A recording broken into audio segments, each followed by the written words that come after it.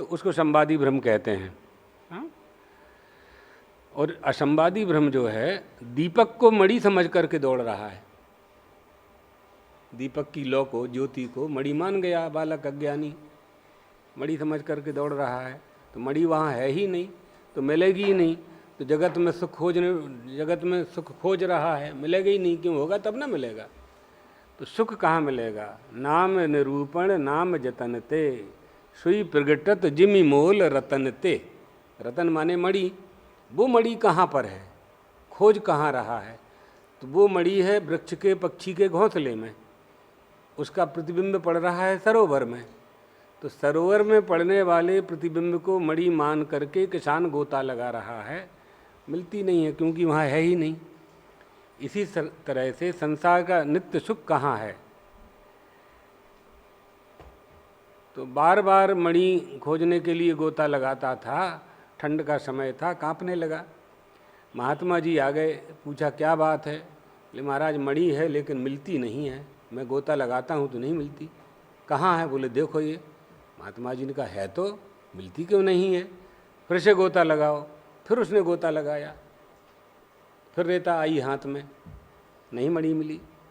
महात्मा जी समझ गए मणि कहीं और है, इसका प्रतिबिंब यहाँ पड़ रहा है। तो उन्होंने ऊपर देखा तो वृक्ष में घोंसला था। तो कहा जाओ घोंसले को तोड़ करके लाओ। देखा तो उसमें मणि थी, उसका प्रतिबिंब यहाँ पड़ रहा था। जगत में यही भ्रम हो जाता है। इसी भ्रम के कारण दुख की प्राप्ति होती है। तो संवादी और असंवादी पंचदशी है ना विद्यारण्य स्वामी की, उसी में से लिखा है उन्होंने।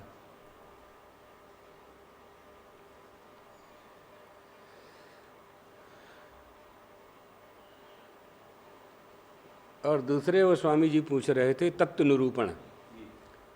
तत्व निरूपण, तो तत्व निरूपण का रात में ही लिखा हमने। सरल मिला है श्रीमद् भागवत में। श्रीमद् भागवत के 10वें स्कंद के 14वें अध्याय में ब्रह्म स्तुति में ब्रह्मा जी भगवान से प्रार्थना करते हैं, अज्ञान संगौ भवबंध मोक्षौ दौ नाम नान्यौस्तृतज्ञ भावात् अजस्त्र चित्त्यात्मनि केवले परे विचार्यमाणे तरणा विवाहिनी। बंधन और मोक्ष दोनों ही ये अज्ञान के नाम हैं। ये हैं नहीं, ये मान लिए गए हैं। मैं बंधन में हूँ। जैसे बंदर समझता है कि घड़े ने मुझे पकड़ लिया, जबकि उसने घड़े के अंदर रखे हुए चनों को बंदर ने पकड़ा। वो मुट्ठी बांधी, मुंह छोटा था, हाथ चला गया, लेकिन मुट्ठी बंधने के कारण हाथ बाहर नहीं निकला। तो बंदर को भ्रम हो गया कि घट ने मुझे पकड़ लिया है, घट ने मुझे बांध लिया है। अब मनुष्य का बालक होता तो चना छोड़ देता, बाहर आ जाता, लेकिन बंदर का बालक है, चना छोड़ना नहीं चाहता, हाथ बाहर निकलता नहीं है, है ना? यही बंधन है। ये बंधन है कहाँ? ये तुम्हारा माना हुआ बंधन है, ये बंधन नहीं है, ये माना हुआ बंधन है। तो मान लिया हमने एक अहम बद्ध।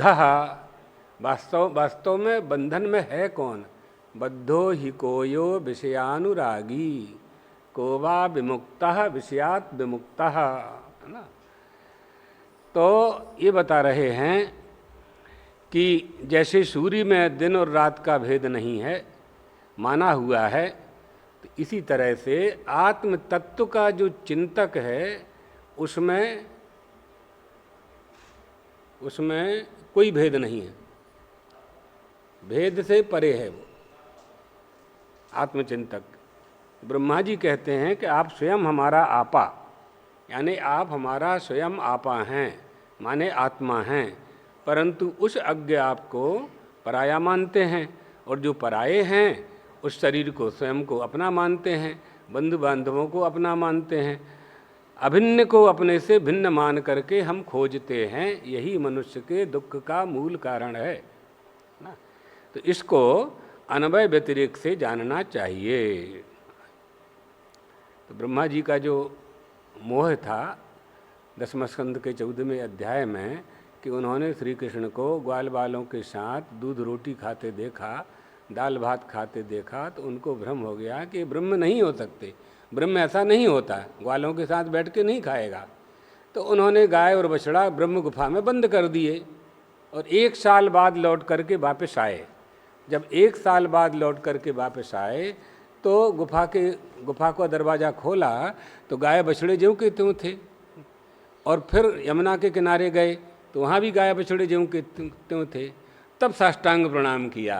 नवमीड्यते ब्रभपुषे तडिदम्बराय गुंजावतंत परिपिच्छल सन्मुखाय वन्यस्त्रजे कवलवेत्र विषाण वेणु लक्ष्मस्त्रिये हृदुपसे पदे पशुपांगजाय।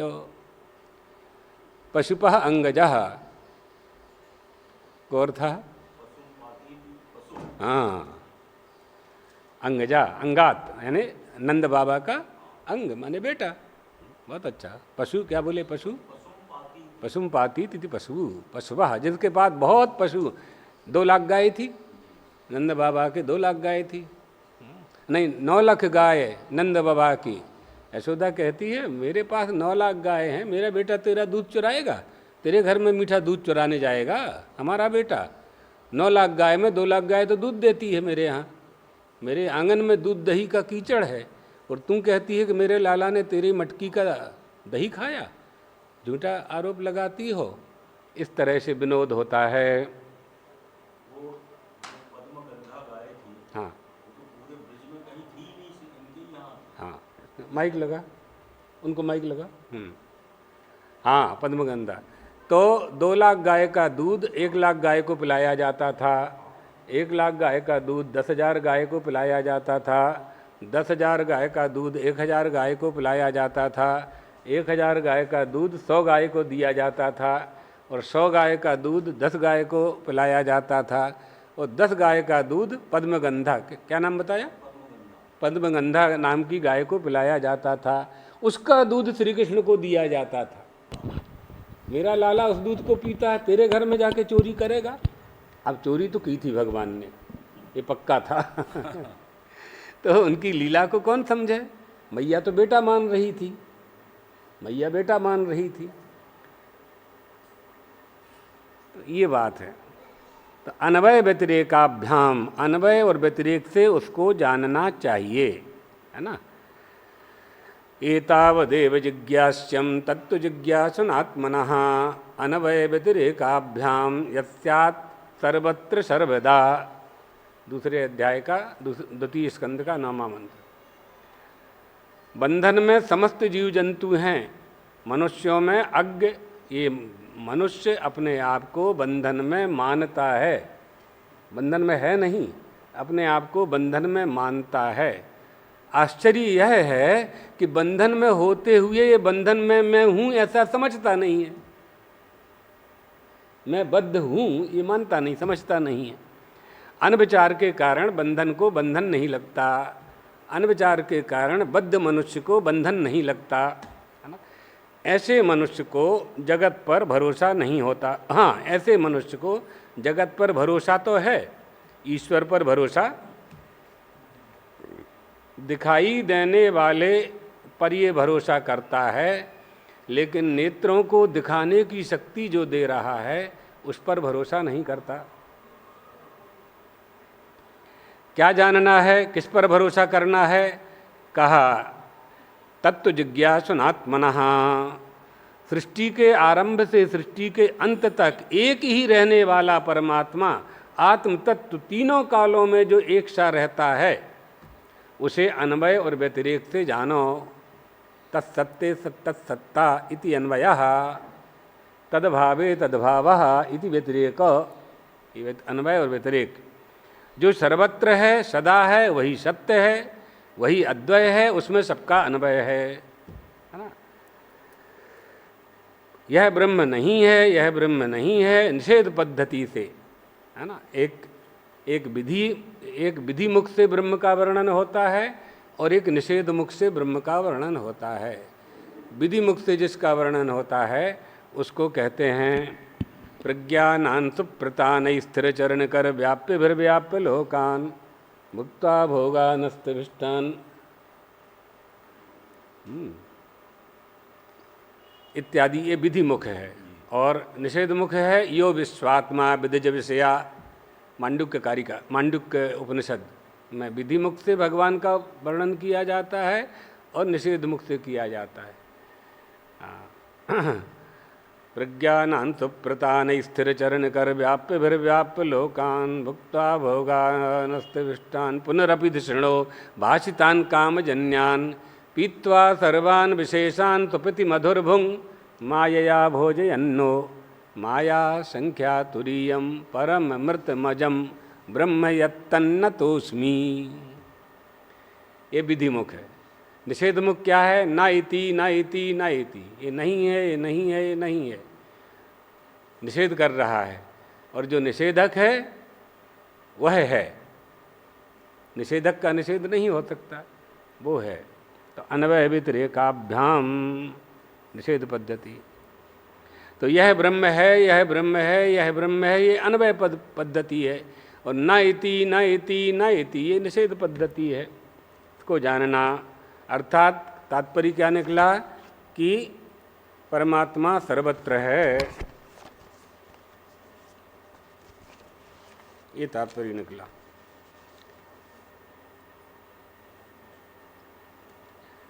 आ जाइए गीता में 5वें अध्याय का पहला श्लोक। संन्यासं कर्मणां कृष्ण पुनर्योगं च संससि यच्छ्रेययेतयोरेकं तन्मे ब्रूहि सुनिश्चितम्। बड़ी है जी, तो उसमें नहीं जा रहे हैं, उसका सार कल बता दिया था हमने जी। तो संन्यासम कर्मणाम कृष्ण पुनर्योगम च संससि। अर्जुन कह रहे हैं, हे कृष्ण, कर्मणाम संन्यासम पुनः च योगं च संससि एतयोः यत् युक्तम यत् एकम सुनिश्चितम श्रेयः तद मे ब्रूहि। ये अन्वय है। अर्जुन कह रहे हैं, आप कर्मों के संन्यास के साथ कर्मयोग की बात हमको सुना रहे हैं, तो दोनों कैसे हो सकता है, दोनों काम कैसे हो सकते हैं? दो में से आप एक हमको भली भांति बताइए, अच्छी तरह से एक का ही उपदेश हमको कीजिए, है ना। क्या कल्याणकारक है, क्या करना मेरे लिए उचित है, उसका उपदेश दीजिए। संन्यास और कर्म एक साथ, है ना। कर्मयोग की बात भी कर रहे हैं आप और संन्यास की भी बात कर रहे हैं, तो ये कैसे संभव है? जब अर्जुन ने ये पूछा तो इस पर भगवत पादाद्य शंकराचार्य अपने भाष्य में कहते हैं, संन्यासम, संन्यास का अर्थ क्या होगा? परित्यागम। कर्मणाम शास्त्रीयणाम अनुष्ठान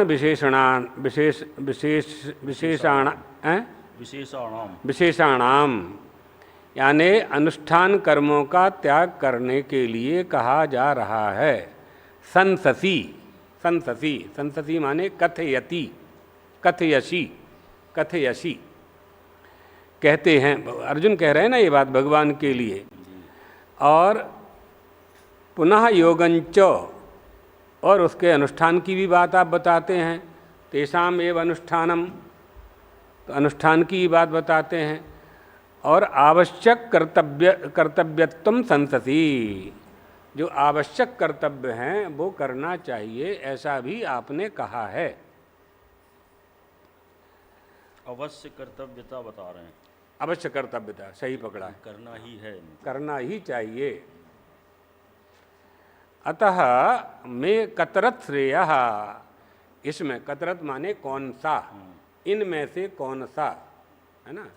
इसका रूप चलता है कतरह कतमह, है ना, बड़ा अच्छा। हाँ, ये अव्यय है, अव्यय है, कतराणी, कतराणी। तो इनमें से कौन को कहना हो तो कतमह ये प्रयोग होता है। कतरत श्रेयः, कौन सा ठीक है मेरे लिए। इति संशयः, अर्थात कर्मों का अनुष्ठान करना कल्याणकारी है मेरे लिए कि उनको छोड़ देना चाहिए, हाँ, त्याग कर देना चाहिए, कौन सा श्रेष्ठ है मेरे लिए। तो प्रशस्य तरंच अनुष्ठेयम, उसमें जो उत्तम हो, जो श्रेष्ठ हो, उसका अनुष्ठान मुझे करना चाहिए। इसलिए कर्म संन्यास और कर्म योग दो में से कौन सा ठीक है मुझे करने के लिए, मतलब जो श्रेष्ठ हो, जिसको आप समझते हो कि इससे मेरा कल्याण होगा, वो उपदेश मुझे करना चाहिए। भली भांति निश्चय किए हुए अभिप्राय को यद अनुष्ठानात् श्रेयो वाप्ति ही कर्म संन्यास कर्मानुष्ठानयोः, इन दोनों में से यद अनुष्ठानात् श्रेयो वाप्ति ही मम स्याद यदि मन्य से तद एकम अन्यतरत, अगर भली भांति निश्चय किए हुए को करना है, एक को करना है, तो उसके अभिप्राय के साथ मुझे आप कहिए। सहैव पुरुषानुष्ठेयत्व संभवात में ब्रूहि सुनिश्चितम अभिप्रेतम तब इति। अर्थात है भगवान, एक पुरुष द्वारा एक साथ दोनों अनुष्ठान होना कैसे संभव है? संन्यास योग और कर्म योग, ये दोनों कैसे संभव हो सकता है? और आप दोनों का उपदेश दे रहे हैं, तो ये कैसे कर पाएगा? स्वाभिप्रायम आचक्षाणा निर्णयाय भगवान उवाच। अर्जुन के प्रश्न का निर्णय करने के लिए भगवान अपना उपदेश देते हैं, माने अभिप्राय कह रहे हैं। है कोई विशेष है और कुछ? यही है। हाँ। उठना बैठना दोनों एक साथ कैसे कर लें? हाँ, एक ही होगा। हाँ, या तो चलें या बैठें। सही है, दो में से एक ही काम होगा। तब भगवान बोले, क्या बोले? संन्यासः कर्मयोगश्च निःश्रेयसकरा बुभौ तयोस्तु कर्म संन्यासात् कर्मयोगो विशिष्यते। कर्मयोगः संन्यासः च उभौ श्रेयस्करौ स्तः। द्विवचन का प्रयोग कर रहे हैं, और तयो में भी द्विवचन है। कर्म संन्यासात् कर्मयोगः विशिष्यते, यानी दोनों ही कल्याणकारी हैं, श्रेष्ठ हैं, परंतु दोनों में कर्म संन्यास से कर्मयोग साधन करने में मनुष्यों के लिए अधिक सरल है और अधिक सुगम है। कर्म संन्यास और कर्मयोग, है ना? कर्म संन्यास और कर्मयोग। कर्म संन्यास से क्या लेंगे? सर्वत्याग, कर्म त्याग। सर्वत्याग, देह गेह का त्याग करके जो गुरु के शरणापन्न हो गया, अधिकारी है, तो वो तो कर्म संन्यास ठीक है। हाँ। और जो उससे थोड़ा सा अविवेकी है, हाँ, तो वो कर्मयोग का पात्र है। कर्मयोग का पात्र है, वो करे, करता रहे। हाँ। त्याग नहीं करना है उसको, नहीं तो प्रमाद आ जाएगा। हाँ। तो संन्यासः, संन्यास का अर्थ क्या कर रहे हैं? कर्मणाम परित्यागः, सारे कर्मों का त्याग कर दे। कर्मयोगः च, कर्मयोग के लिए क्या कह रहे हैं? तेषाम अनुष्ठानम, उसका अनुष्ठान करना।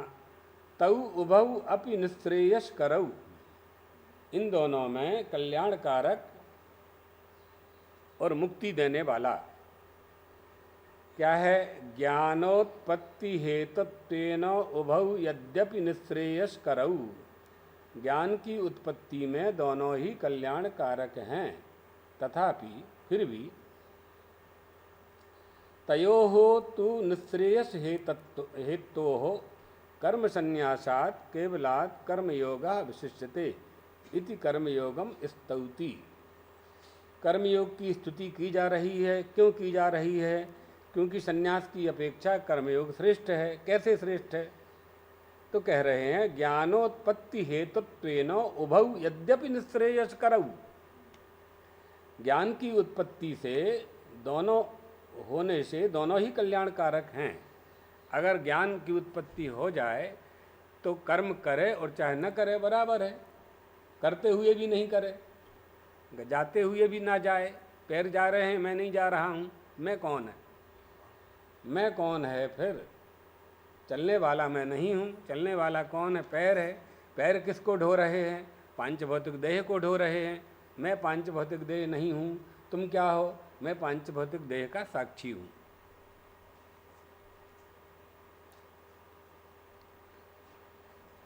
तो कल्याण के उन दोनों कारणों में ज्ञान रहित केवल संन्यास की अपेक्षा कर्मयोग श्रेष्ठ है। कितनी अच्छी बात कह रहे हैं। केवलात् कर्मयोग विशिष्यते। ज्ञान रहित केवल संन्यास की अपेक्षा कर्मयोग श्रेष्ठ है ना। अंडरलाइन कर लो, बहुत अच्छी लाइन है ये। तथापि तयोः तु निःश्रेयस हेतु कर्म संन्यासात् केवलात् कर्मयोगः। कर्मयोग की प्रशंसा नहीं है यहाँ। यहाँ प्रतिज्ञा पूर्वक ये बात कही जा रही है कि ज्ञान रहित है। यदि ज्ञान रहित है तो कर्मयोग ही ठीक है। इसलिए कर्मयोग की प्रशंसा की जा रही है ना। अब ये बड़े बड़े जो आधुनिक विद्वान हैं, बड़े बड़े गीता पर लेक्चर देते हैं इसी हाल में जूता पहन के, चमड़े के जूता पहन करके, का अर्थ करेंगे? भाष्य पढ़ा नहीं उन्होंने। तो ज्ञान रहित केवल, देखिए, केवलात् कर्मयोगः विशिष्यते इति कर्मयोगम स्तौति। इस अर्थ में कर्मयोग की प्रशंसा की जा रही है। किस अर्थ में? कल्याण के दोनों कारणों में ज्ञान रहित केवल संन्यास यदि है तो उससे अच्छा कर्मयोग ठीक है। इसको पकड़ करके एक बड़े विद्वान हैं काशी में, अब नहीं रहे, उनके नाम से विद्यालय वगैरह चलते हैं, यूनिवर्सिटियाँ, विश्वविद्यालय चलता है। उन्होंने कर्मयोग को ही सिद्ध कर दिया। गीता का एकमात्र उद्देश्य है कि कर्म करते रहना चाहिए। अभिप्राय बताइए ना, तात्पर्य नहीं समझना चाहिए। तात्पर्य क्या है? तो इस प्रकार कर्मयोग की स्तुति की जा रही है। तो कहा कस्मात् इति आह। कर्मयोग कैसे श्रेष्ठ है? तो भगवान इसको स्पष्ट कर रहे हैं। गेयः, किम गेयः, क्या जानना चाहिए? गेयः सा नित्य सन्यासी यो न दृष्टि न कांक्षति निर्द्वंदो हि महाबाहो सुखम बंधात् प्रमुच्यते। महाबाहो यह न द्वेष्टि न कांक्षति स नित्यः सन्यासी गेयः सुखम बंधात् प्रमुच्यते ही निर्द्वंदः सन। अर्थात भगवान अर्जुन से कह रहे हैं, क्या किस बात पर से कह रहे हैं? कि संन्यासम कर्मणाम कृष्णो पुनर्योगंच संससी ये तयो हो। अब दोनों बात आप कह दे रहे हो, दो में से एक ही बता दो हमको। तब भगवान ने दूसरे श्लोक में और तीसरे में अब फिर बता रहे हैं कि जो पुरुष न किसी से द्वेष करता है, न किसी से बैर करता है, न किसी से कुछ मांगता है, न इच्छा करता है, न दृष्टि न कांक्षति, इच्छा भी नहीं करता, कोई आकांक्षा उसके मन में नहीं है, वह कर्मयोगी सन्यासी के तरह समझने योग्य है। उसको सन्यासी ही समझना चाहिए, क्योंकि वह राग द्वेष के द्वंद्व से रहित है। और जो राग द्वेष के द्वंद्व से रहित है वो संसार के बंधन से मुक्त हो जाता है। संसार बंधन से मुक्त हो जाता है। मनुष्य दो ही तो काम करता है, राग और द्वेष। या तो किसी के प्रति उसका राग होता है, वह राग अनुराग में परिवर्तित हो जाता है, प्रेम करने लगता, प्रेम कहने लगता है, प्रेम शब्द का वो ठीक नहीं है, लेकिन हिंदी में बोलते हैं कि प्रेम करने लगता है उस वस्तु से। तो या तो किसी से राग करने लगता है या किसी से बैर करता है। दो ही काम करता है मनुष्य अपने जीवन में, या तो राग करेगा या बैरी बनेगा, या बैर करेगा, द्वेष करेगा। और जिसके हृदय में न राग है न द्वेष है, वो तो पंडितः समदर्शिनः, समदर्शी हो जाएगा, है ना। समदर्शी किसका लक्षण है? समदर्शी ईश्वर का लक्षण है। वहाँ से आ जा, वहाँ घूम। घूम के आ जाओ। समदर्शी ईश्वर का लक्षण है। पंडिता है समदर्शिता दर्शिना, कहाँ का है ये? भागवत का है? हाँ? हाँ, विद्या विनय संपन्ने ब्राह्मणे गविहस्तनी सुनिचैव सुपाके च पंडिता समदर्शिना। समवर्ती नहीं बनना है, समदर्शी बनना है ना। तो रागत द्वेष द्वंद्व से जो मुक्त हो जाए वो सुखपूर्वक सुखम बंधात प्रमुच्यते, सारे बंधनों से मुक्त हो जाता है। संन्यास ले और चाहे न ले, दंड ले और चाहे न ले, है ना, मुक्त हो जाता है। इसलिए ध्यानानंद जी दंड नहीं ले रहे हैं। सबसे पहले इन्हीं से पूछा गया था, नहीं ले रहे हैं। इन्होंने भी, ब्रह्मा जी से पूछा गया था पहले, इन्होंने भी कहा इंदु भवानंद को दे दो पहले। तो दूसरे को फंसा करके सुगम बंधात प्रमुच्यते, मस्त नहीं? जी, गेयः माने ज्ञातव्यः। ऊपर से लगा दो, प्रश्न का उत्तर दे दो। प्रश्न बता चुके हैं हम। दो कह रहे हैं कि कर्म और संन्यास, कर्मयोग और संन्यास योग, दोनों की बात आपने कर दी। अब दो में से एक का ही उपदेश हमको करो।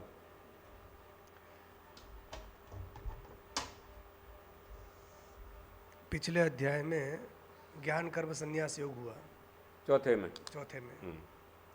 अब भगवान कर्म संन्यास का प्रतिपादन कर रहे हैं यहाँ पर। तो पूरे में ज्ञान की चर्चा करी और लास्ट में कह दिया कि तू तस्माद चित्वेनम संशयम योगम आतिष्ठोत्तिष्ठ भारत, ज्ञान रूपी खड्ग से तू संशय का नाश कर और खड़ा हो जा, अपने कर्तव्य का पालन कर, युद्ध कर। तो जब भगवान ने ऐसा कहा तो अर्जुन के मन में जिज्ञासा हुई कि भाई भगवान आप कह रहे हैं कि कर्म का संन्यास, कर्म संन्यास सबसे श्रेष्ठ है, संन्यास श्रेष्ठ है, और फिर सब श्रेष्ठ वही है, तो मुझे कह रहे हो युद्ध कर, खड़ा हो जा। तो दोनों बातें कैसे समझ में नहीं आ रही कि संन्यासम कर्मणाम, हे कृष्ण आप कर्मों का संन्यास भी कहते हैं और पुनः योगम संसदी, और योग की प्रशंसा कर रहे हैं। युद्ध करने के लिए जब कह रहे हैं तो कर्म योग हो गया, करने का आदेश दे रहे हैं, और कह रहे हैं संन्यास श्रेष्ठ है, कर्मयोग हो जाए। तो कह रहे हैं संन्यास को श्रेष्ठ और कह रहे हैं और आदेश दे रहे हैं कि खड़ा हो जा। सही। तो कब आए कृष्ण, आप जो है कर्म की भी प्रशंसा कर रहे हैं, कर्मयोग की भी, और संन्यास की भी कर रहे हैं, दोनों की बात कर रहे हैं। तो मुझे यत श्रेय एतयो हो, इन दोनों में से जो श्रेयस्कर हो मेरे लिए, एकम, क्योंकि दोनों तो हो नहीं सकता, कपड़ा ढांक दो, दोनों में से कोई एक ही होगा श्रेष्ठ। तो आप कैसे कह रहे हैं? दोनों में से एक निश्चित करके मुझे बताइए। तन्मे ब्रूहि सुनिश्चितम, इन दोनों में से जो मेरे लिए श्रेष्ठ हो वो बताओ, वो आप मुझे बताइए। इतना सुंदर प्रश्न किया। अब ये जो प्रश्न पूछा, इसी में इतना पूरा भाष्य लिख दिया शंकराचार्य जी ने, जो आगे बहुत सारा भाष्य लिखा। ये प्रश्न क्यों उठा? 5वें के प्रारंभ। हाँ, का ये प्रश्न उठना ही नहीं चाहिए था। सही। का क्यों नहीं उठना चाहिए था? कि जब भगवान ने निश्चय कह दिया कि संन्यास श्रेष्ठ है, तो फिर क्यों पूछ रहे हो संन्यास श्रेष्ठ है? नहीं, श्रेष्ठ तो है, मगर फिर मुझे कर्म में लगा रहे हो, युद्ध में लगा रहे हो। हाँ, तो मुझे भी कहोगे सन्यासी हो जा, वो नहीं कह रहे। तो ये प्रश्न इसलिए उठा, और पूर्व पक्षी तो कहता है कि प्रश्न ही नहीं उठ सकता अर्जुन का, क्योंकि जब उसको निश्चित करके बता दिया गया तो ये प्रश्न क्यों पूछ रहा है कि ये श्रेष्ठ कि ये श्रेष्ठ? जब बता दिया कि ये श्रेष्ठ है, दो लोग खड़े हों और उसमें बता दिया जाए कि ये बुद्धिमान है, फिर कोई प्रश्न पूछे कि बताइए इन दोनों में से कौन बुद्धिमान है?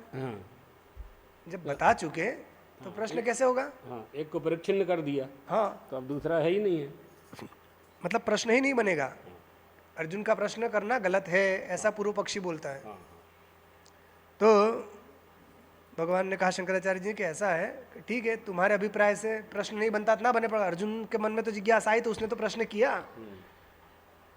ऐसे तो प्रश्न नहीं पूछा होगा, कुछ तो उसके मन में आया तभी तो प्रश्न पूछा, और भगवान भी उसका उत्तर दे रहे हैं। यदि वो निष्प्रयोजन होता प्रश्न पूछना, तो भगवान उत्तर क्यों देते उसके अनुसार, उसका अभिप्राय को जानकर भगवान कह रहे हैं यहाँ पर कि संन्यास कर्मयोग दोनों श्रेष्ठ हैं, उसमें से कर्मयोग कर्म संन्यास की अपेक्षा कर्मयोग ज़्यादा श्रेष्ठ है। तो प्रतिवचन से भी, उत्तर से भी पता चलता है कि अर्जुन का प्रश्न करना ठीक है, वरना भगवान ऐसे कहते थे कि क्या बात कर रहा है, तुझे बता दिया और फिर पूछ रहा है।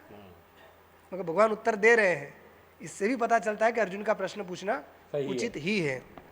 ये इसमें बहुत लंबा शास्त्रार्थ वहाँ इसी विषय को पूर्व पक्षी ने उठाया, वो पूरा हो गया। अब अपन आगे चलते हैं कि तो जब प्रश्न पूछा गया कि दोनों में से जो श्रेष्ठ हो मुझे बताइए, तो भगवान ने कह दिया संन्यास कर्मयोग दोनों निःश्रेयस करो, ये दोनों निःश्रेयस करने वाले, परम कल्याण करने वाले हैं, मगर इन दोनों में से कर्म संन्यास की अपेक्षा कर्मयोग विशिष्ट है। तो फिर उसके मन में शंका है कि जब प्रश्न पूछा गया दोनों में से एक श्रेष्ठ कौन है और आप उत्तर दे रहे हो कि दोनों श्रेष्ठ है, तो भगवान का उत्तर देना भी ठीक नहीं है कि जब जो पूछा गया उसी का उत्तर देना चाहिए। फिर दूसरी बात बोलने लग जाए वो विषयांतर हो जाता है, बात कुछ चल रही है और कुछ और के प्रश्न उठा ले, कोई उत्तर देने लगे तो फिर वो हो जाता है। तो कि जब हम पूछ रहे दोनों में से एक कौन श्रेष्ठ है वो बताइए कि नहीं नहीं दोनों श्रेष्ठ है, ये क्या बात हुई। हाँ, इसलिए फिर शंकराचार्य जी ने इसमें नीचे अंतिम में कह दिया कि केवलात् कर्म संन्यासात् कर्मयोगो विशिष्यते। तो अर्जुन का अभिप्राय क्या है कि केवल कर्म को छोड़ देने से ही मुक्ति हो जाती है या कर्मयोग से मुक्ति होती है, ये प्रश्न है अर्जुन का। तो भगवान ने कहा देखो कर्मयोग ही श्रेष्ठ है संन्यास की अपेक्षा। क्या बात कर रहे हैं आप, भगवान ऐसा उत्तर क्यों दे रहे हैं। सारे वेद उपनिषद सब निकाल के देख लो, सब जगह ज्ञान की महिमा बताई है, संन्यास की महिमा का बताई है। संन्यासम इत्यवरेचेत ऐसा एक श्रुति वचन भी है कि संन्यास ही श्रेष्ठ है, और यहाँ भगवान कह रहे हैं कि नहीं कर्मयोग श्रेष्ठ है। तो ये भगवान का वचन यदि वेद विरुद्ध होगा तो अप्रामाणिक माना जाएगा। तो इसलिए फिर उन्होंने कहा गुरु का लक्षण बताया है कि वो श्रोत्रिय हो, ब्रह्मनिष्ठ हो। तो भगवान ने यहाँ सखा, अर्जुन ने सखा भाव का त्याग करके गुरु रूप से वर्ण किया है। तो गुरु वो है जो अधिकारी को देख के बात करता है। उसने भगवान ने दोनों विषय उपस्थित करके जो अर्जुन की जो परिस्थिति है, अर्जुन जिस चीज़ का अधिकारी है, क्योंकि वहाँ उसको राग द्वेष को हटा के कर्म कराना विहित है भगवान ने। अगर कोई विद्वत संन्यास होता तो उसको वो उस तरह का उपदेश देते, यही गुरु का गुरुत्व है। प्रश्न इसीलिए तो उत्पन्न हुआ क्योंकि भगवान कर्म में इस अध्याय में नहीं लगा रहे, तीसरे अध्याय में कई बार बोल चुके हैं। दोनों विकल्प उसके सामने रख के, और दोनों निष्क्रियस करा बुभऊ, दोनों श्रेयस्कर हैं। लेकिन जो पूछने वाला शिष्य है उसके लिए क्या उचित है, तो उसके लिए कर्म संन्यास अभी यहाँ कर्म योग विशिष्ट है, समय युद्धि ही उचित है। बात यह है कि पहले दूसरे तीसरे अध्याय में भगवान अनेकों बार बोल चुके कुरु कर्मेव तस्मात्त्वं तस्माद्युध्यस्व भारत, इस प्रकार से कर्मण्येवाधिकारस्ते मा फलेषु कदाचन इत्यादि अनेक बार पहले बोल चुके हैं। तो फिर वापस बोलने का क्या प्रयोजन है, ये यहाँ पर है। सब विधाएं प्रश्न यह आता है ना कि जब भगवान बोल चुके अनेक बार कि तीसरे अध्याय में कई बार बोल चुके, दूसरे अध्याय में कई बार बोल चुके कि कर्मण्येवाधिकारस्ते, तेरा कर्म में अधिकार है, और भी कुरु कर्मेव तस्मात्त्वं, तू कर्म कर्म, तस्माद उत्तिष्ठ कौनते, पिछले अध्याय में भी बोला। ऐसे कई बार बोल चुके हैं कि तू कर्म कर कर्म कर कर्म कर। तो फिर क्यों प्रश्न पूछ रहा है कि भैया कि ये शंकराचार्य जी प्रश्न उठा रहे हैं। पहले उत्तर तो यही है जो आप बोल रहे हैं, वही आएगा आगे। वहाँ जहाँ जो आप कह रहे हैं वहाँ कहा है अंतवंत इमे देहा नित्यस्योक्तः शरीरिणः अनाशिनो अप्रमेयस्य तस्मात् युद्धस्व भारत। तो शुरुआत ही यहीं से करिए कि तू बाहर युद्ध कर युद्ध कर। तो प्रश्न ये आता है कि जब ये जो कह रहे हैं ब्रह्म विद्यानंद जी, ये दो में से एक की श्रेष्ठता के लिए कह रहे हैं कि गुरु किसे क्या कह रहा है, उसकी योग्यता को। न मद व्यधो निक्षति भारम अग्रम, गुरु जो है कमजोर कंधे पर भार नहीं रखता, कमजोर कंधे पर भार नहीं रखता। तो पहले गुरु को ये बोध होना चाहिए कि ये क्या कर सकता है, इसकी बौद्धिक योग्यता क्या है, शारीरिक क्षमता क्या है, ज्ञान कितना है, उसके अनुसार उसको आज्ञा देते हैं। अर्थात जो सेवक बगीचा सींचने लायक है उसको बगीचा सींचने के लिए कहते हैं, जो पशुशाला के लायक है उसको पशुशाला की जिम्मेदारी दी जाती है, जो यज्ञ कराने लायक है उसको यज्ञशाला की जिम्मेदारी दी जाती है, जो ज्ञान है उसको अद्वैत ज्ञान प्रदान किया जाता है। इस अर्थ में कहना है इनका ये कि ये कर्म के योग्य है तो तुम कर्म कर, ज्ञान के योग्य है तो ज्ञान दे। लेकिन यहाँ युद्ध के कारण कर्मयोग की ही प्रशंसा की जा रही है। क्योंकि दूसरे मंत्र में क्या कह रहे हैं? दूसरे मंत्र में जो कह रहे हैं जो ज्ञान रहत है उसके लिए कर्मयोग है। दूसरा मंत्र देखिए, यही उसी की तो व्याख्या चल रही है। हाँ। केवलात कर्म संन्यासात कर्म योगो विशिष्यते। इस श्लोक में क्या है?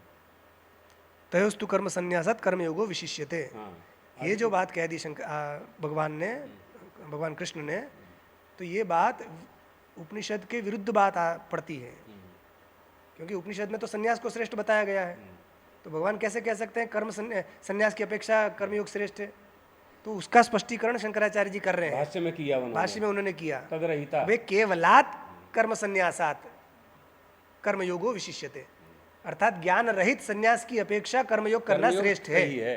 ये शंकराचार्य जी ने स्पष्ट किया, क्योंकि मूल में तो ऐसा नहीं है। तो और यदि मूल वाली बात को अक्षर से पकड़ेंगे तो उपनिषद का और भगवान के वचन का विरोध हो जाएगा। तो भगवान कैसे ऐसे बोलेंगे, अथवा वो एक बात अप्रामाणिक माननी पड़ेगी। तो वो अप्रामाणिक ना हो, इसलिए शंकराचार्य ने स्पष्ट कह दिया कि भगवान का अभिप्राय ये है कि केवल मतलब ऐसे केवल संन्यास की तो उपनिषदों में भी निंदा की गई है कि यदि कोई दंड ग्रहण कर लेता है मगर उसको ज्ञान रहित है, सदाचार रहित है, वो वेदांत विचार नहीं करता है, वो नरक में जाता है। ऐसा भी लिखा है, सयाति नरकान घोरान महारौरव संज्ञकान काष्ठ दंड धृतो ये न सर्वाशी ज्ञान वर्जिता, ऐसा उपनिषद में आता है। नहीं तो संन्यास के जो लिंग है वो तो अलग अलग युगों में अलग अलग तरह के हैं ना। नहीं, दंड के संन्यास लिंग तो की पहले बात से ही नहीं है। करना है, संन्यास का जो तात्पर्य है उसकी बात करना है। संन्यास का तात्पर्य बिना ज्ञान के सिद्ध नहीं हो सकता। हाँ, ज्ञानम संन्यास लक्षणम यदा तु विदिदम तत्वम परब्रह्म सनातनम तदेक दंडम संग्रह्य सोपवीताम शिखाम त्यजेत केवलम धर्ममुद्दिश्य विभवो ब्रह्मचेतसाम पद्म पत्र मीमां भसः। तो केवल धर्म का उद्देश्य लेकर के संसार में तो रहना ही पड़ता है, लेकिन पद्म पत्र मीमां भसः, जैसे जल में कमल के फूल का पत्ता रहता है, जल में ही रहता है और जल से उसका कोई स्पर्श नहीं होता है, इसी तरह से सन्यासी को रहना चाहिए। तभी एकादश स्कंद में कहा श्रीमद् भागवत में दृष्टिपूतम नशेत्पादम वस्त्रपूतम पिबेज्जलम मनःपूतम समाचरेत, मनःपूतम समाचरेत। हाँ, ऐसा है। तो ये सब सन्यासी के ठीक है। हाँ, भाष्य में तो हाँ, तो शंकराचार्य जी ने इसलिए स्पष्ट किया कि सन्यास ही श्रेष्ठ है उपनिषदों में, और भगवान यहाँ कह रहे कहीं, क्योंकि नॉर्मली कोई बात चलती और कर्मयोग श्रेष्ठ है बोलते तब तो ठीक था, मगर दोनों में से कौन श्रेष्ठ है ये पूछा गया तो एक की अपेक्षा दूसरा श्रेष्ठ बताया तो दूसरे का स्वाभाविक है कि उसका अपकर्ष हो गया, करना ही पड़ेगा। तो वो अपकर्ष उपनिषद विरुद्ध है, तो भगवान का वो वचन प्रामाणिक नहीं माना जाएगा, ऐसी शंका हो सकती है। तो उसका निराकरण करने के लिए शंकराचार्य जी ने कह दिया कि नहीं, भगवान का यहाँ तात्पर्य है कि केवल नारी मुई गृह संपत्ति नासी और मूड मुड़े भय हुए सन्यासी वाली जो सन्यास है उसकी अपेक्षा कर्मयोग करना श्रेष्ठ है, ये बता रहे हैं। बाकी जो ज्ञान पूर्वक सन्यास लेना वो तो सर्वश्रेष्ठ है ही। ये कर्मयोग सन्यास महाराज जी ने दिखाया करके, कभी महाराज जी के मुंह से ये नहीं सुना गया कि ये कर दिया मैंने। वो कर्मों से अपने को हमेशा निर्लिप्त रखते थे। तो मतलब छोड़ देना, मोहपूर्वक यदि कोई छोड़ देता है तो वो भी पापी है। यदि सन्यासी, कलयुग के लिए कर्म सन्यास ही श्रेष्ठ है। सन्यासी यदि कर्म कांड में लग जाता है तो उसका पतन हो जाता है, और गृहस्थ व्यक्ति यदि सन्यासी के जैसे उदासीन हो जाता है तो उसका पतन हो जाता है। गृहस्थ को तो कर्मठ रहना पड़ेगा और सन्यासी को उदासीन रहना चाहिए। कर्म योग में आपकी निष्ठा तो ब्रह्म में होगी ना, तब राग द्वेष से आप वर्जित होंगे। कर्मयोग सन्यासी के लिए नहीं है, कर्मयोग गृहस्थ व्यक्ति के लिए है, क्योंकि सन्यासी के लिए तो आत्मविचार है, ब्रह्म विचार है मुख्य। कर्मयोग करा तभी तो सन्यासी हुआ वो, तो कर्मयोग वो पहले तो- कर चुका। वो विद्वत संन्यास है। हाँ, विविदिशा संन्यास क्या है? विविदिशा संन्यास में भी विचार ही मुख्य है, कर्म करने का निषेध ही है, इसलिए बताया है कि कर्म ना करे। कर्म को कर्म की कर्ता बन के करने का निषेध है ना। अरे भैया यज्ञ कैसे करेगा सन्यासी, बताइए। क्या ये अब ये अब आए वेद अभ्यास जी, अब आए ब्रह्मसूत्र के रचयिता। योगिनः कर्म वो कुर्वन्ति, जो कह रहे हैं, वो ये कह रहे हैं कि कर्म योग से मुक्त होगा तभी तो संन्यास लेगा, तभी तो कहेगा परीक्ष लोकान कर्मचितान जब ब्राह्मण। कर्मयोग कर चुका, अंतःकरण पवित्र हुआ, तभी तो सन्यास की इच्छा हुई, तब तो वो सन्यासी हुआ। अब सन्यासी होने के बाद फिर कर्मयोग करे, इसी पर शास्त्रार्थ चला। ये जो पूरा अभी जो 5वें का प्रारंभ है ना, पांचवें में जो भूमिका है, वो इसी पर चली है। 5 पेज हैं उसमें, भूमिका बड़े सुंदर है। और रात सब में पूरा यही- पढ़ा, रात में हमने पूरा पढ़ा रात में। बहुत सुंदर प्रश्नोत्तर हैं, पूर्व पक्ष। और आदि शंकराचार्य की जो शैली है वो विश्व में किसी विद्वान में जी। प्राप्त नहीं होती। वो प्रसन्न शैली। गंभीर शैली। अरे बहुत गंभीर। कर्मयोग गृहस्थ व्यक्ति के लिए है, सन्यासी महात्मा के लिए नहीं है, क्योंकि उसके लिए ब्रह्म विचार मुख्य है। तभी तो छोड़ के संन्यास लेगा। छोड़ेगा क्या? संन्यास लेने वाला क्या छोड़ेगा? क्योंकि संन्यास का अर्थ अभी आपने बताया था सर्वत त्याग। तो छोड़ेगा क्या? वो कुछ था तभी ना छोड़ेगा। तो वो क्या था? वो कर्मयोग ही था। कर्मठ होना गृहस्थ के लिए भूषण है, सन्यासी के लिए दूषण दूषण है। है। क्योंकि कर्मठ जो है, विहित कर्म को ही तो छोड़ेगा। हाँ, शराब पीना थोड़े छोड़ देगा, यज्ञ करना छोड़ेगा। तो विहित कर्म में तो ये सामर्थ्य है कि वो मुक्ति ही कर देता है। ये शराब पीता है क्या वो? नहीं, कर्म त्याग से क्या लिया जाएगा? विहित कर्मों का त्याग ना। तो विहित कर्म क्या मतलब है? शिखा सूत्र आदि का त्याग, गायत्री जप और ये जो लक्षण है, अनुष्ठान है, इन सब का। यज्ञ आदि का त्याग करेगा, हाँ, अग्निहोत्र का त्याग हाँ, करेगा, हाँ, है ना। हाँ। अग्नि स्पर्श नहीं करेगा, न निरग्निर्न चाक क्रिया। न निरग्नि चक्रिय, ये तो इस कर्मयोगी की बात चल रही है, हाँ। गृहस्थ की बात कर रहे हैं। चलो भगवान इसमें जो अब हम स्पष्ट कर देते हैं जी। 2-3 मिनट लगेंगे। इसको कर्मत्रयी कहते हैं। कर्मत्रयी का त्याग करना वह। कर्मत्रयी क्या है? इष्ट पूर्त दत्त एवं अस्ति ना। हाँ, कर्मत्रयी का त्याग करेगा। और आप जाएंगे ईशावास्योपनिषद के प्रथम मंत्र के शांकर भाष्य में, तो पुत्रेषणा, लोकेषणा और वित्तेषणा, इनका त्याग करेगा। तो कर्मत्रयी में क्या है? अग्निहोत्रम तपः सत्यम वेदानाम चानुपालनम आतिथ्यम वैश्यदेवंच इष्टमित्यभिधीयते। अब अर्थ करने की तो आवश्यकता नहीं है, ज्ञात सर्वे जानन्ति। तो इनका त्याग करेगा। दूसरा त्याग क्या करेगा? वापी कूप तडागादि देवता इतनानि च अन्न प्रदानमारामः पूर्तमित्यभिधीयते। इनका त्याग करेगा, पूर्त कर्म का। फिर क्या त्याग करेगा? शरणागत संत्राण जीवानाम चाप्यहिंसनम बहिर्वेदी च यद्दानम दत्तमित्यभिधीयते।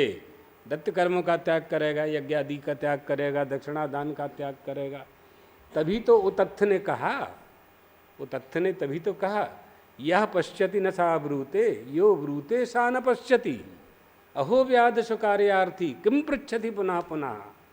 जो आंख देखती है वो बोलती नहीं है, जो जीभ बोलती है उसने देखा नहीं है। तो हो गया ना कर्म त्याग। कर्म किससे हो रहा है? रूप दर्शन रूपी कर्म क्रिया किससे संपन्न हो रही है? नेत्रों से संपन्न हो रही है। वाणी का उच्चारण किससे हो रहा है? अकोह विसर्जनीया नाम कंठ, कंठ से, अकोह से, दांत से, तालू से, जीभ से, सबका त्याग कर दिया उसने, नहीं देखा। तो कर्मत्रयी का त्याग करेगा। संसार के जितने बंधनों से वो बद्ध है उनका त्याग करेगा। तो केवल कर्म संन्यास की अपेक्षा कर्मयोग श्रेष्ठ है, ये भगवान का तात्पर्य है। अर्थात मोहवश। कब श्रेष्ठ है? हैं? कब श्रेष्ठ है? कंडीशन है वहाँ। हाँ, केवलात कर्म संन्यासात।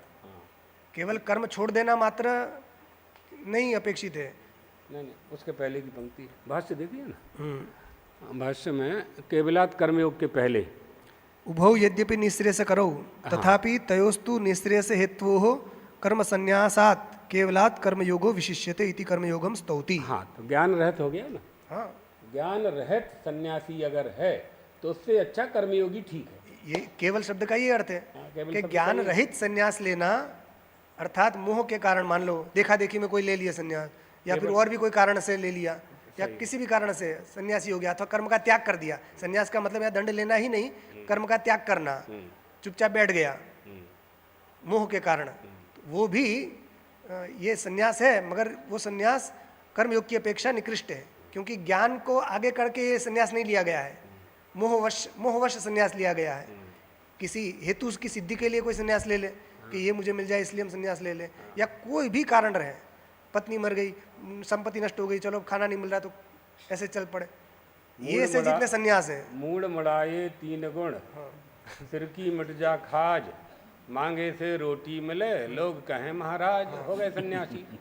और एक चौपाई और आपने खाने को बढ़िया मिले, लोग कहे महाराज। एक चौपाई और बोले थे नारी मुई, नारी मुई धन संपत नाशी, और मूड मुड़ाए भये सन्यासी। तो ऐसा पत्नी ने भोजन ठीक से नहीं दिया, सन्यास ले लिया, नहीं रहना तेरे घर में, नारी मर गई और संपत्ति नष्ट हो गई, तो चलो मुड़ मुड़ा लो और सन्यासी हो गए। सन्यासी हो गए। तो ये आजकल कई सन्यास लोग थोड़ी घूमते हैं ना ऐसे, तो ये करना उनके लिए उचित नहीं है, क्योंकि ये सन्यास उनके पतन का कारण होगा। हाँ, ये विहित कर्म करने के बाद लिया हुआ संन्यास नहीं है, ये तो अपने प्रिय की मृत्यु का एक जो वो है। हाँ, ये मोहवश, यज्ञो दानम तपस्यैव पावनानि मनीषिणाम, इनका कभी त्याग न करे, यज्ञ दान तप, क्योंकि ये ही संन्यास की भूमिका है। हाँ, मगर ये गृहस्थ के लिए है, सन्यासी के लिए नहीं है। यज्ञ आदि करना ये गृहस्थ व्यक्ति के लिए है, कर्म सन्यासी के लिए नहीं है। सन्यासी के लिए तो ब्रह्म विचार ही सबसे मुख्य है। हाँ, तो वो तो सिद्धावस्था आ गई ना, नहीं वहां तक पहुंचने के लिए तो आ गई नहीं, लाने के लिए भी प्रयत्न वही करना है, क्योंकि त्वम पदस्य विशुद्ध्यर्थम संन्यास सर्वकर्मणाम तम पदार्थ विवेकायो, श्रुत्या विधीयते अस्मात् तत्यागी पतितो भवेत। तो संन्यास इसीलिए जाता है, दो संन्यास है, एक तो ज्ञान होने के बाद संन्यास लेगा यज्ञवल्क्य जी के जैसा, जो जीवन मुक्ति के लिए, वासनाक्षय और मानुनाश के द्वारा फिर पूर्ण रूप से प्राप्ति के लिए, और दूसरा संन्यास है विविदिशा, ज्ञान प्राप्ति करने की इच्छा जिसको हो गई तो सब छोड़ छाड़ के वो सन्यासी हो जाए। फिर जब जिस प्राप्ति के लिए संन्यास लिया है तो वही काम करेगा ना, फिर दूसरा काम थोड़ी करेगा। दूसरा काम कर रहा है तो उसका वैराग्य कमजोर है। इनके एक गुरुजी थे ब्रह्मा जी के, उन्होंने कई लोगों से सन्यास मांगा, नहीं दिया, अपने गुरुजी से भी मांगा, नहीं दिया, उज्जैन कुंभ में पड़े, मिल गए, आ गए इनके सामने उन्होंने कहा हमें कोई सन्यास नहीं दे रहा, सन्यास तो हम से वो हम क्या नाम था उनका? श्यामाचरण त्रिवेदी, श्यामाचरण त्रिवेदी, बड़े विद्वान थे, इन लोगों को पढ़ाया प्रधानाचार्य थे वो। प्रधानाचार्य। तो आरूढ़ पतित बहुत बड़ा दोष है, इस दोष से बचने के लिए ये भूमिका दृढ़ करना कर्म पूर्वक ही जरूरी है। सही, नहीं तो ऊपर जाके पतित होना ये तो बहुत भयंकर बात है ना। हाँ, तो इसीलिए कह रहे हैं ना कि तुम उस मार्ग में मत जाओ, अर्जुन को वहां नहीं भेजना है ना, क्योंकि अर्जुन इसलिए प्रश्न पूछ रहा है कि मेरे लिए क्या श्रेष्ठ है, नहीं करना है, इसलिए कर्मों में, इसलिए कर्मयोग को भगवान श्रेष्ठ बता रहे हैं कि तुम्हारे लिए कर्मयोग श्रेष्ठ है। असल में क्या होता है ना कि जिसकी महिमा सुनता है व्यक्ति, फिर उसी के विचार उसके अंदर आने लग जाते हैं। जब तक उसका महिमा का पता नहीं चलता तब तक उसके अंदर वो श्रद्धा नहीं जागती। इसलिए भगवान श्रेष्ठ तो संन्यास है, मगर कर्मयोग इसलिए उसकी महिमा बखान करेंगे क्योंकि तू कर्मयोग कर, क्योंकि तेरा उसी में एक अधिकार है, तू क्षत्रिय है। ऐसे भी ये लिंग वाला संन्यास तेरे लिए नहीं है, तो तेरे लिए कर्मयोग ही श्रेष्ठ है। ये आगे भगवान इसी अध्याय में यही सब स्पष्ट करेंगे। तो कस्मादित्याह ज्ञेयस्य नित्य सन्यासी यो न द्वेष्टि न कांक्षति निर्द्वंद्वो हि महाबाहो सुखम बंधात् प्रमुच्यते। ज्ञेयः जानना चाहिए, ज्ञातव्य, ज्ञेय मतलब ज्ञातव्य, सह कर्मयोगी नित्य सन्यासी इति, उस कर्मयोगी को नित्य सन्यासी ही जानना चाहिए। किसको? यो न द्वेष्टि, जो किसी से द्वेष नहीं करता है, किंचन न कांक्षति, थोड़ा भी किसी प्रकार की अपेक्षा नहीं करता है, दुख सुखे तत्साधने च, दुख सुख और उनके साधन, इन सब विषयों की न कोई आकांक्षा करता है और न इनसे द्वेष करता है।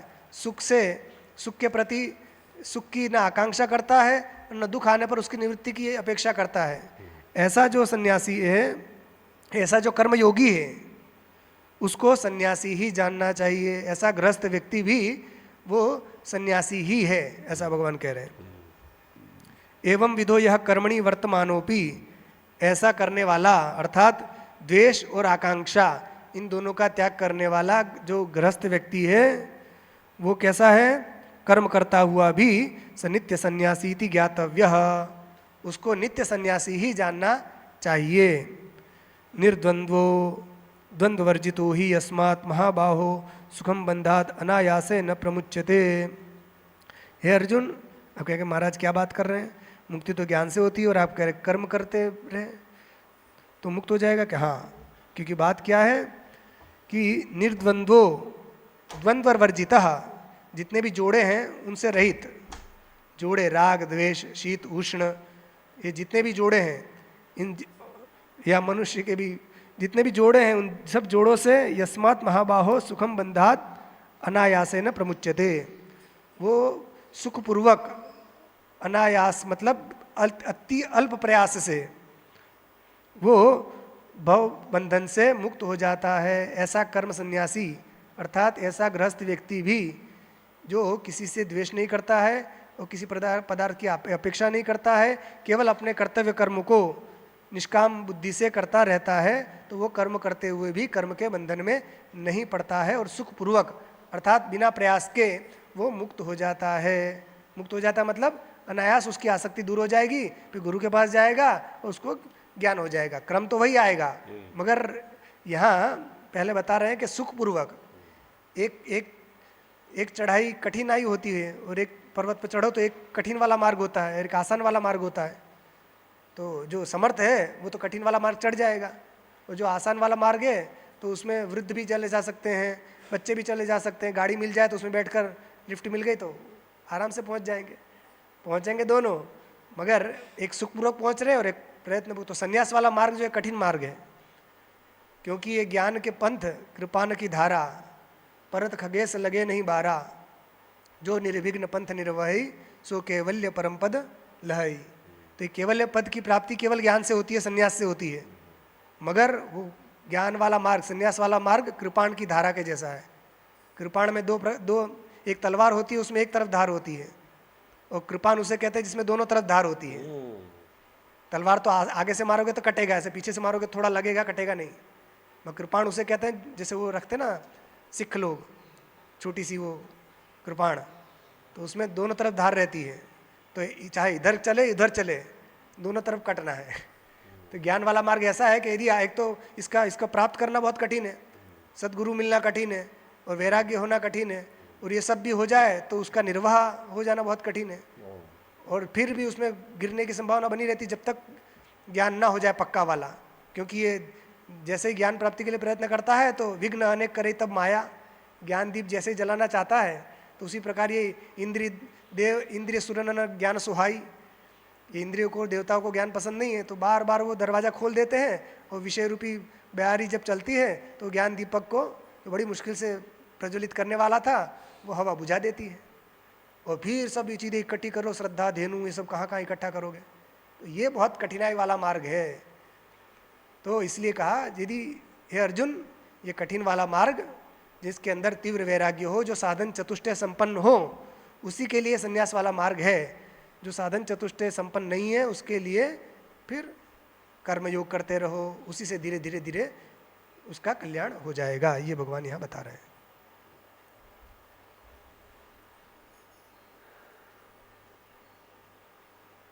सांख्य योग पृथक बाला, सांख्य योगौ पृथक बालाः प्रवदन्ति न पंडिताः, प्रवदन्ति न पंडिताः एकमप्यास्थितः सम्यक्, एकमप्यास्थितः सम्यक्।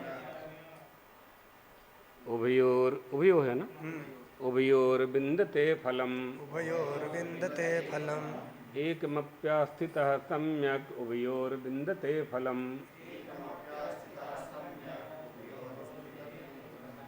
सांख्य योगौ पृथक प्रवदन्ति बालाः न पंडिताः, एकम अपि सम्यक् आस्थितः उभयोः फलम विन्दते।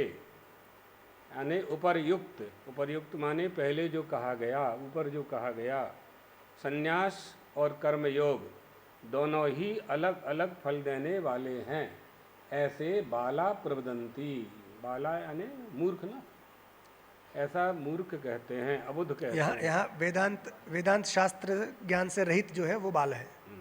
हाँ वही ठीक है। नहीं पंडित जन ऐसा पंडित नहीं मानते, क्योंकि सम्यक प्रकार से दोनों का जो फल है वो दोनों में से एक परमात्मा को प्राप्त कराता है। एक मप्या स्थितः, अस्य शब्दस्य को अर्थ है एक मप्या स्थितः, क्या?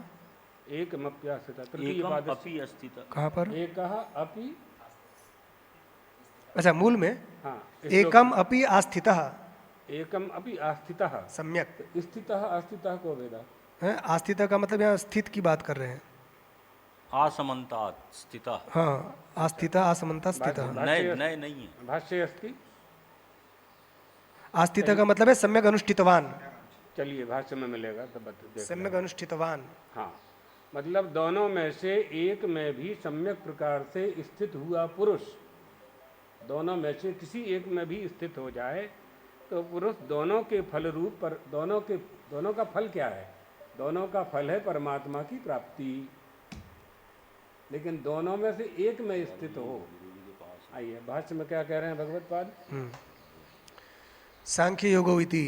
हाँ यही है, विरुद्ध भिन्न फलौ बाला प्रवदंती। हाँ, उसके ऊपर एक लाइन छूट गई। संन्यास कर्म योगयोर भिन्न पुरुषानुष्ठेयोर विरुद्धयोः फलेपि विरोधो युक्तो न तो उभयोर निःश्रेयसकरत्वम् इति प्राप्ते इदमुच्यते। अब प्रश्न उठाया कि भैया संन्यास और कर्म योग ये अच्छा, दोनों, ये जो पंक्ति है ये हमारे ग्रंथ में ये श्लोक के ऊपर है, हाँ चौथे श्लोक के ऊपर। हाँ, आपके में नीचे है? नहीं ऊपर ही है। ऊपर ही है। मगर जब श्लोक की व्याख्या करेंगे तब तो पहले प्रश्न उठाकर ही तो व्याख्या शुरू की जाएगी, समझाने के लिए। हाँ, समझ गए। क्योंकि अपन ने सीधा श्लोक बोल दिया, ये समझाने के बाद श्लोक बोलते तो फिर बोलना नहीं पड़ता। ठीक। तो अब ये श्लोक क्यों बोलना पड़ा भगवान को, इसलिए पहले शंका उठा रहे हैं कि संन्यास और कर्मयोग ये भिन्न पुरुषानुष्ठेय हो, भिन्न भिन्न पुरुषों के द्वारा अनुष्ठित होते हैं। ये दोनों एक के द्वारा तो हो नहीं सकता कि कर्म संन्यास भी कर ले कर्मयोग भी कर ले। तो विरुद्धयो हो, ये दोनों विरुद्ध हैं, और फले भी विरोध हो, दोनों के फल में भी विरोध है। तो फल में जब अधिकारी अलग है तो उसका फल भी अलग है, तो विरोध स्पष्ट है। न तो उभयोर निःश्रेयसकरत्वम् इति प्राप्ते इदमुच्यते। तो जब दोनों अलग अलग हैं तो दोनों को आपने निःश्रेयस का साधन कैसे कह दिया कि दोनों से परम कल्याण होता है, ऐसा कैसे कह दिया आपने?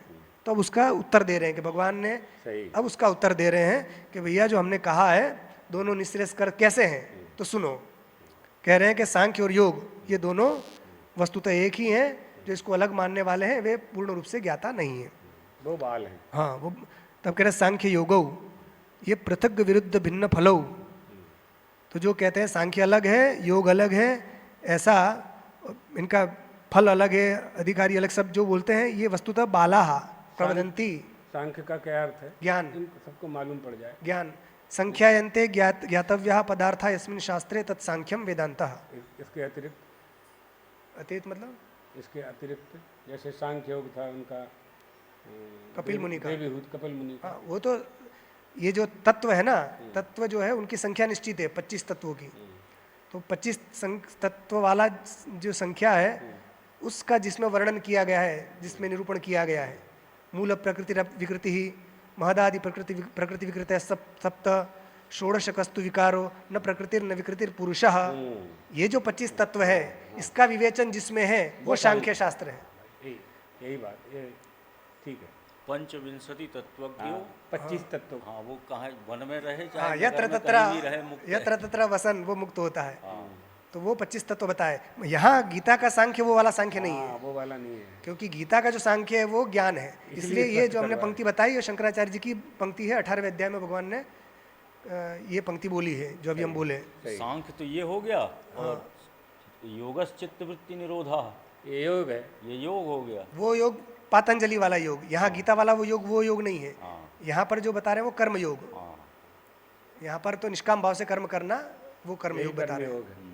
हालांकि योग तो बहुत बहुत अर्थ में प्रयुक्त किया गया है, वो अर्थ भी ले सकते हैं प्रसंगानुसार। छठे अध्याय में वही अर्थ है जो आप कह रहे हैं, मगर जो मुख्य प्रसिद्ध है दो निष्ठा जो पहले प्रतिज्ञा की भगवान ने, वो दो ही है,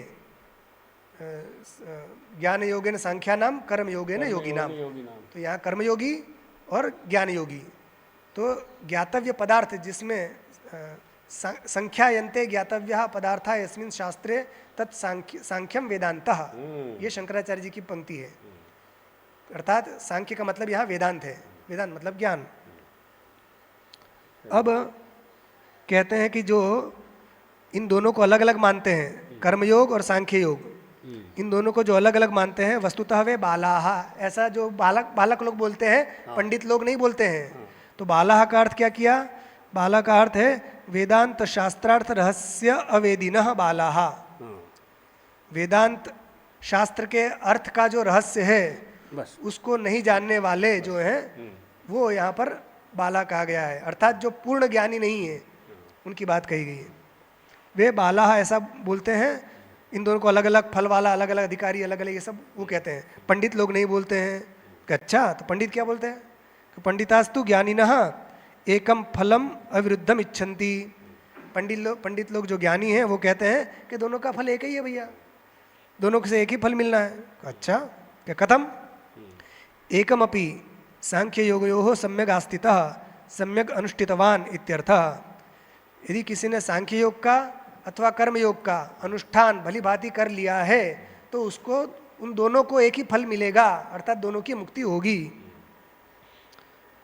उभयोर विंदते फलम उभयोः तद। सांख्य और योग को लेंगे कि संन्यास योग और कर्म योग दोनों में से एक को ले लिया, दोनों के फल की प्राप्ति एक है। हाँ, किसको ले रहे हैं? फल दोनों का एक। सांख्य योग के दोनों, सांख्य योग करने से दोनों का फल एक है। हाँ, कि संन्यास योग और कर्म योग के दोनों का फल एक है। शब्द जो भी बोले, कर्म संन्यास और कर्म योग। बीच में सांख्य आ गया ना भाष्य में। सांख्य का मतलब ज्ञान, ज्ञान निष्ठा। वहाँ वो कपिल वाला सांख्य देवहूति कपिल वाला नहीं है। वो गीता में वो वाला प्रसंग है ही नहीं सांख्य वाला। हालांकि वो सांख्य भी दो हैं, वो निरीश्वरवाद है। एक ईश्वर कपिल, वो एक सांख्य जो है प्रसिद्ध, जो उनका सांख्य शास्त्र दर्शन, सांख्य दर्शन, वो निरीश्वरवाद है। भागवत वाला जो है वो शेश्वर सांख्य है, इसलिए उसमें भगवान की चर्चा वहाँ करी गई है। नहीं, योग शब्द ही गीता में 26 बार है महाराज जी। भक्ति योग, ज्ञान योग, कर्म योग, सबको योग से जोड़ दिया है। अब यहाँ पातंजल योग का अन्वय नहीं होगा। सही है। यजुर योगे है ना धातु जी, वो विवक्षा वशात हाँ, योग शब्द लिया जाता है। ज्ञान के लिए भी योग का प्रयोग है, भक्ति के लिए भी है, कर्म के लिए भी है, और पतंजलि योग वाला साधना के लिए भी योग का प्रयोग किया गया है। तो विवक्षा देखी जाती है कि कब किसकी क्या आवश्यकता, उसके अनुसार अर्थ लिया जाता है। उत्तर यही, सही उत्तर यही है, विवक्षाधीन। हाँ, तो यहाँ पर जो भगवान ने पहले कहा ना दूसरे नंबर के श्लोक में कि निःश्रेयस से करो उभौ, उसका स्पष्टीकरण यहाँ भगवान कर रहे हैं कि भैया दोनों कैसे हो सकते हैं कि भैया पूर्व में जाओ तो भी तुम वहाँ पहुँचोगे, पश्चिम में जाओ तब भी वहाँ पहुँचोगे, ऐसे कैसे होगा? श्री राम जय राम जय जय राम।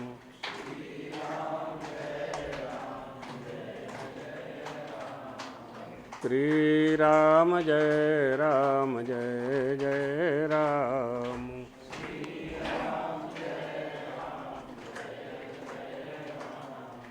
श्री राम जय राम जय जय राम।